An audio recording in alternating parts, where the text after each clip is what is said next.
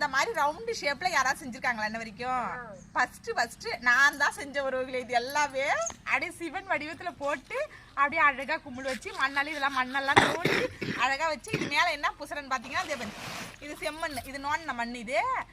இது வந்து உள்ளார நோண்டி இது வந்து ஒத்தடுப்பு உறவுகளே. இது நல்லா காஞ்சதுன்னா எங்க வேணா நம்ம தூக்கி வச்சுக்கலாம். அதனால மேல உடையாத அளவுக்கு சிமெண்ட் போட்டு பூசிக்கிட்டு இருக்கேன். ஆனா இது செம்மண் அடுப்பு தான் இது.